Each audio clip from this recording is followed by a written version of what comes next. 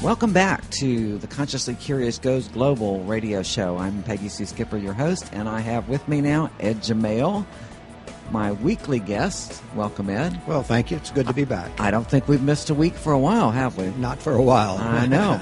And every week we get together and we talk about the Edgar Cayce readings, which you are the director of the Edgar Cayce Center here in Houston. And I want to talk a little bit about the center today because a lot of people don't, first of all, realize that there is an Edgar Cayce Center in Houston, Texas. And it is the only, I would call, sanctioned center other than Virginia Beach, right? Well, yes, there is a center in New York, but they are not affiliated directly with it, with the Virginia Beach headquarters, although they do the Edgar Cayce work.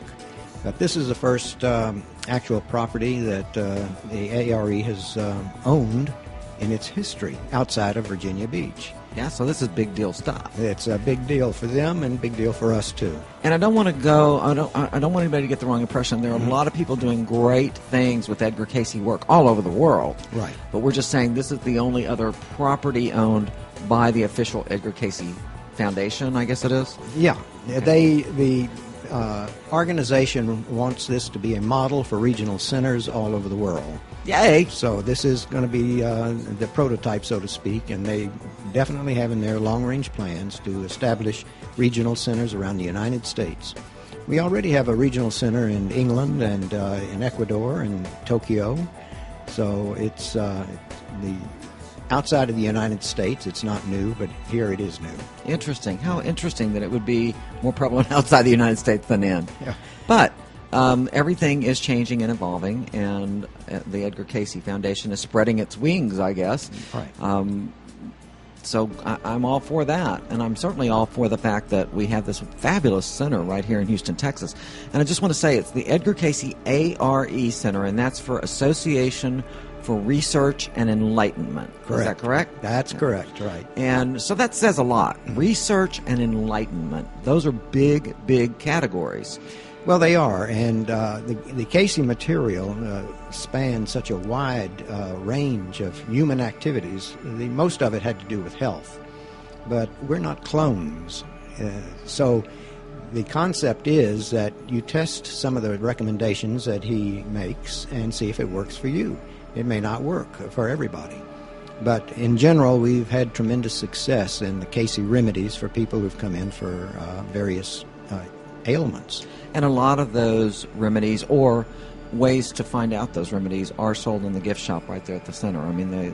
Oh, yes, yeah. yes. So. We and the books, everything relating to health and welfare. But there are other areas of interest, too. There's history, there's archaeology, there's world affairs, and all of that is available.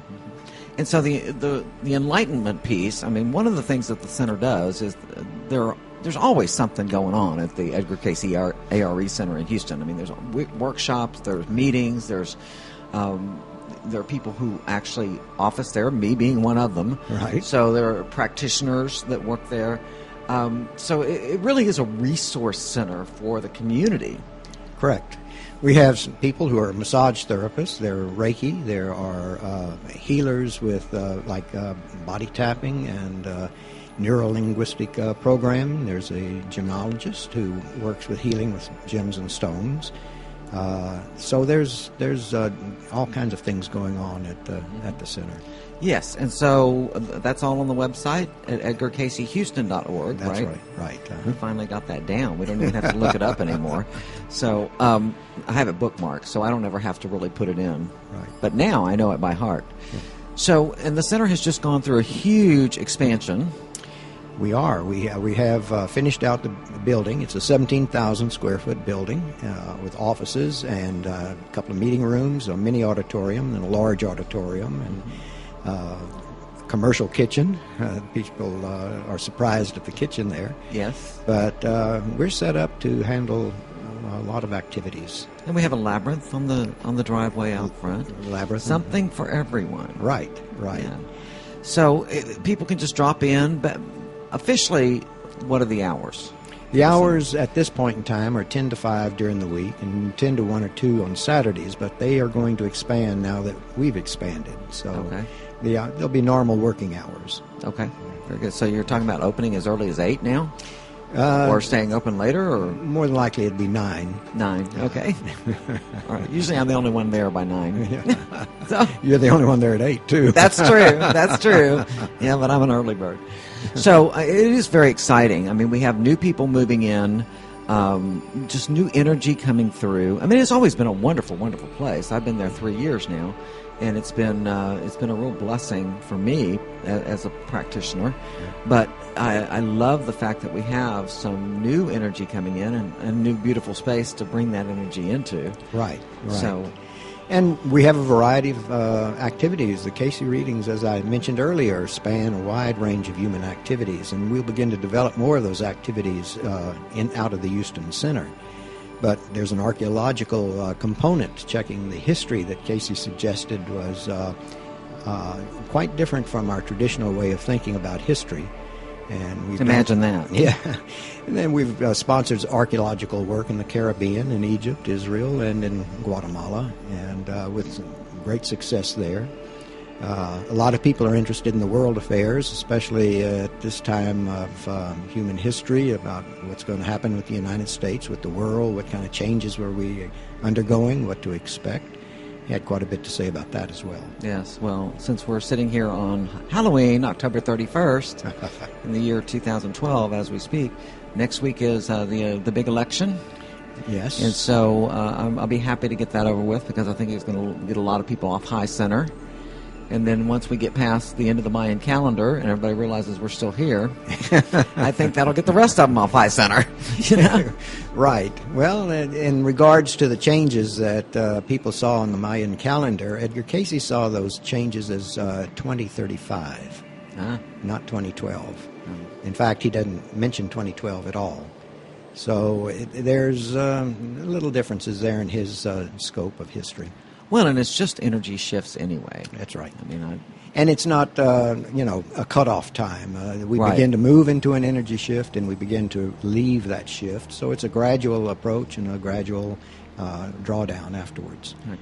But, it's interesting. I think some people do have, not consciously necessarily, but there are a lot of people just kind of on hold thinking, okay, the world may be ending. And it reminds me so much of what we went through during Y2K. And I think it's going to be just as anticlimactic, Do you remember all that hoopla around that? I do, and various people saying that because of the alignment of the planets, there were going to be dramatic events, which didn't really occur physically, as far as we can tell. So we've always been looking at this disaster scenario. And I think we feed on that sort of thing. I think, I think I don't know why it is that people seem to get moved quicker by negative energy than by positive. Some people, it gets their attention quicker. It's why look at the media. It's all murders, rapes, and fires. What is that? I think because so many people's life are routine and dull. They look for a little stimulation. And so if they hear a happy story, it makes their life feel more routine and dull. Maybe so. Maybe there's something to that. Well, there's a lot of energy when you have a catastrophe like a hurricane strike the course. A lot of people get energized, and they're moving, and they're helping other people, and it breaks the routine in their life. I think there's an awful lot of energy generated by a storm, period, whether it's a hurricane absolutely. And we pick up on that energy. Mm-hmm. So it's a motivating force, but it does break the routine, and you'd be surprised, look around at our lives, how much of it is just routine. We're actually working on automatic. Often.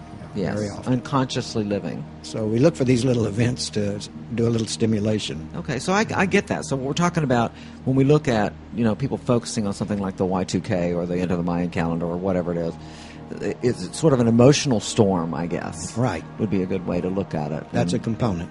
Right. Yeah. So, and Edgar Casey had an interesting thing to say about the mass mind of humanity. Somebody asked him once about the effect that sunspots have on us, and he made the comment, we cause the sunspots.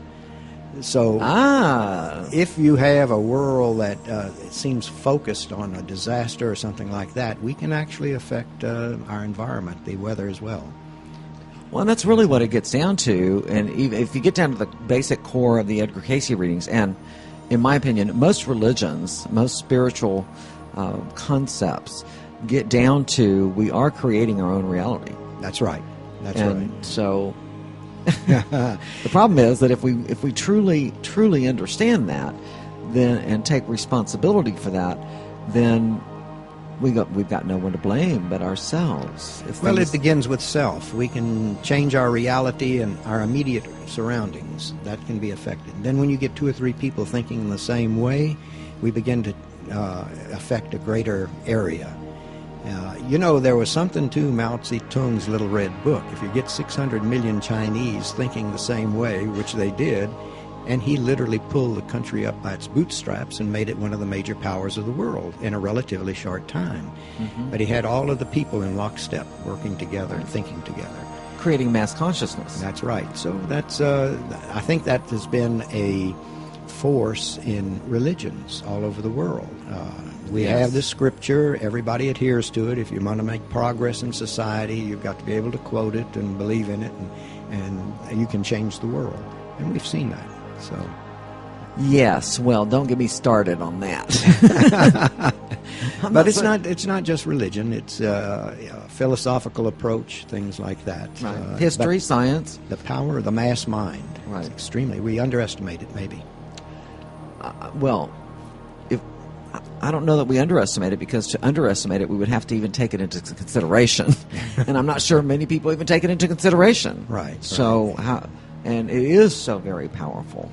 Well, we've seen examples of it in history. Take the spirit of 1776. Americans, the people on the eastern seaboard, were caught up in this idea of being free, cast off the old world. And it allowed us to defeat the greatest army and navy that the world knew. So we were able to do things like that when you get a mass mind working. The enthusiasm, for example, it's not just the United States, for example, the enthusiasm of the Russian Revolution caught the imagination of tens of millions of Russian people to change the old order.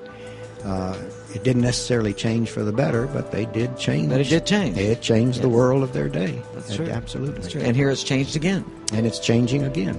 So that's what happens when you get a lot of people on the same wavelength. Absolutely. And so let's get all those people on the wavelength of some of the fundamentals of the Edgar Cayce teachings and readings. I'd love to see that happen, because it really is all about personal responsibility.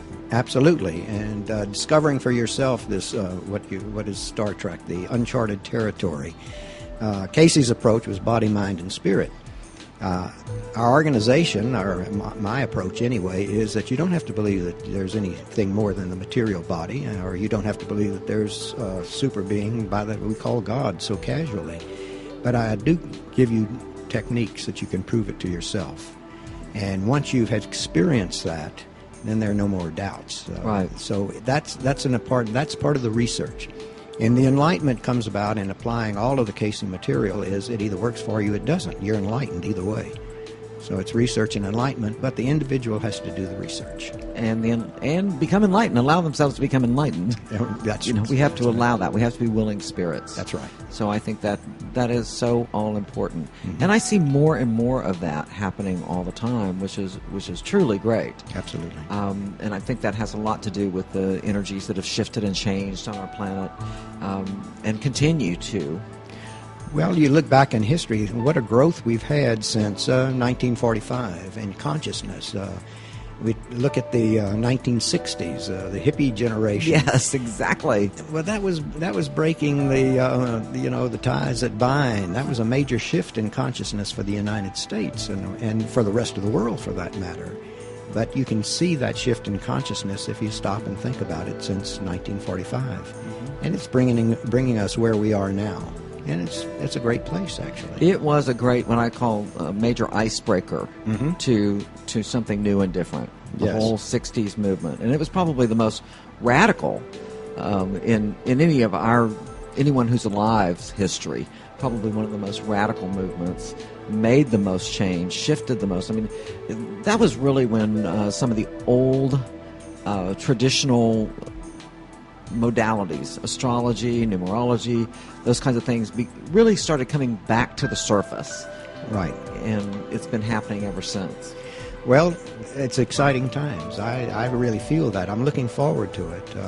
The Earth itself is representing a consciousness. We're in a period of change geologically. It was predicted. By the end of this century, Edgar Cayce said, we will not recognize the political, the economic, or the social fabric of the world, not just the country. So I kind of look at the things that we're arguing about and discussing today, and some of the structures that we're trying to preserve or go back and recreate the good old days and things like that. And I can't get excited about it because it's going to be changed. The nature of life is change. Right. And we're in the middle of it. And I guess a visual I have is there are so many things going on right now that are literally shaking the foundations of established beliefs in religion and in politics and science and history. Mm-hmm. And so the good news about shaking the foundation is if it's solid, it'll stay. Right. The good things remain. The good things remain. So, but if things start chipping away and falling, then that needed to happen. That's right. And I would go one step further and say, let's not buy into the whole process of it's evil, it never had any value, etc., etc. Many of these things did have value. They did evolve in certain ways for certain reasons. But they just need to evolve again. Well, yeah, some of these good and evil situations depend on a point of view. All of them do, don't it? Yeah. In this country, take Colonel Kit Carson. He distributed blankets to the Native Americans, especially the Navajos, contaminated with smallpox.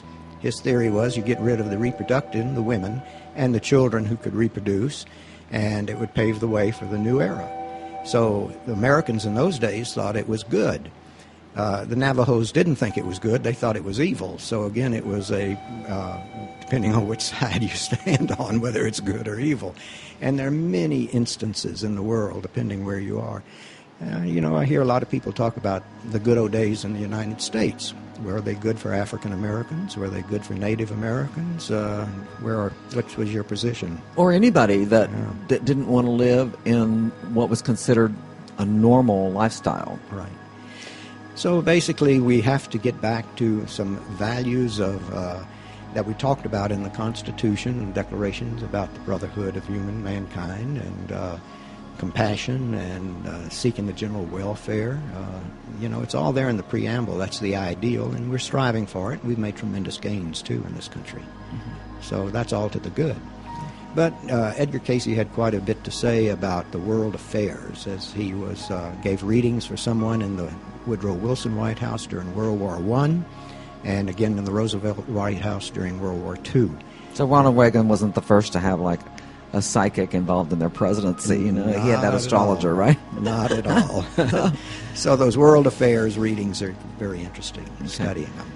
So that's the Edgar Cayce ARE Center in a nutshell, and we do talk about the Edgar Cayce readings just about every week. But tonight, since it is October 31st, which is Halloween, yes, there is a Halloween party at the center, right? Right. Yes, so that's from 6 to 7. There's going to be food. Mm-hmm. People always like that. And then from 7 to 9, they're going to have a seance and sitting circle with Doyle Ward. Yeah, it's a fun thing. Yeah. Come dressed in some kind of costume if you wish. You don't have to, but it's basically a fun party. Yeah. And so if you want to come have a seance with us on Halloween, just call 713-268-1006. Tickets are $25. Right. Okay. So thanks for joining me again today, Ed. It's always a pleasure to talk to you. Well, it's a pleasure coming. And let's just drink an energetic toast to the new center, the new expansion, the new energy, and all the new people coming in. Right. Exciting times. Exciting times. Okay, so we're going to take a little music break, and then I'm going to have Elaine Ruska on, who is one of the practitioners at the center who does massage and does the Cayce Riley massage therapy. And we're going to talk about why that's a little different from traditional massage therapy. And she also has a new book out, so we'll be talking about that. And it is about the Cayce remedies and simple ways to actually utilize those. So that's, and I understand her book sold out almost the minute it got in the door. We've had a new order coming in. Awesome. I love that. I've had a real day of artists today. We had a musician on first, then we had a visual artist. And then, of course, we have you creating art there in space there at the center. And then Elaine's going to be on with her new book. So we're just covering all the arts today. Yeah. Okay. Lots of fun. Yes, exactly. So we are going to take a little pause for the music. Hey, Jordan, can I hear that Let Me Die in Texas again? Can you find that one? I really like that song by Martin Lyde, who was my guest at the beginning of the show. Let's go to Let Me Die in Texas one more time. And this is Peggy Sue Skipper, and this is the Consciously Curious Goes Global radio show. We're going to be right back with you after Martin Lyde. Stick with us.